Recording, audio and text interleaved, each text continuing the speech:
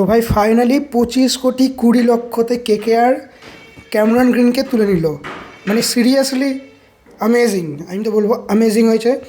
কেকেআরের খুব দরকার ছিল রাসেলকে রিপ্লেস করা। অবভিয়াসলি রেডার্সকে রিপ্লেস কেউ করতে পারবে না, কিন্তু আমি বলবো এটা লং টার্ম ইনভেস্টমেন্ট হয়ে থাকতে পারে। কেকেআর 25 কোটি 20 লক্ষতে কিনলো, এর পরের বছরে এই টাকাটাই পাবে, কিন্তু মেগা অকশানে কিন্তু যদি তাকে রিটার্ন করে এর কমে চলে আসবে। তো প্রাইস নিয়ে ভাবলে চলবে না, কারণ এটা মিনি অকশান, ডিমান্ড বেশি, সাপ্লাই কম থাকে এতে। তো আমি বলবো স্টিল ডিল পেয়েছে। হ্যাঁ, obviously over price. Cameron green এখনও মিচেল স্টার্ককে 24 কোটি দিয়েছিল, 24-75 আই থিঙ্ক, বা 24-25 কিছু একটা ছিল, তোমরা জানো। তখন মিচেল স্টার্ক একদম পুরো নিজের পিকে ছিল, মানে প্রুভেন পারফর্মার ছিল। ক্যামেরন গ্রিন ওই লেভেলের না অবভিয়াসলি, কিন্তু আমি বলবো যেহেতু ডিমান্ডটাই এতটা বেশি ছিল, সাপ্লাই কম, ক্যামেরন গ্রিন রেডার্সের পরবর্তীতে আমাদের লোয়ার অর্ডার বা টপ অর্ডার যেখানে ইচ্ছে ক্যামেরন গ্রিনকে ইউজ করা যাবে। তো আমি বলবো এটা দারুণ বাই হয়েছে, কারণ কেকেআর খুব দরকার ছিল। আর সিএসকে আমি জানি না, ওদের একটা প্লেয়ার মাত্র দরকার ছিল। সিএসকের অবভিয়াসলি পেছনে আরও যাওয়া উচিত ছিল, কারণ বেশিরভাগ ওদের বেশিরভাগ সিএসকের যে পজিশানগুলো সম্পূর্ণ আছে, মানে ফিল আছে, শুধু একটা এদের এরকম প্লেয়ার লাগতো লোয়ার অর্ডারে। ক্যামেরন গ্রিনের পিছনে আরও যেতে হতো। আমি তো ভেবেছিলাম 30 কোটি প্লাস যাবে, কিন্তু কলকাতা যে 25 কোটি 20 লক্ষতে পাবে, এটা কিন্তু সত্যি মানে একটা দারুণ ব্যাপার হয়েছে আমি তো বলবো। কারণ 30 কোটি খুব বেশি হয়ে যেত।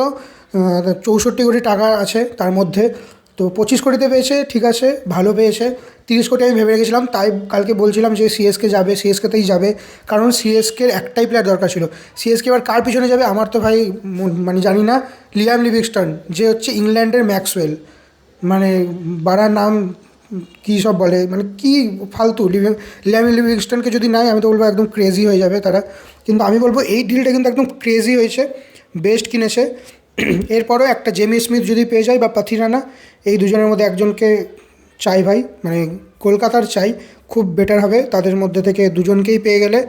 আর এটা বলবো অভিষেক নায়ারের প্রতি, যে অকশনে যে ব্লান্ডারগুলো করতো, অভিষেক নায়ার একদম ডিটারমাইন্ড ছিল প্রথম থেকে যে ক্যামেরন গ্রিন আসবেই, ক্যামেরন গ্রিনকে নেবেই। তো ক্যামেরন গ্রিন আসলো কলকাতাতে, ক্রেজি হয়েছে ক্রেজি।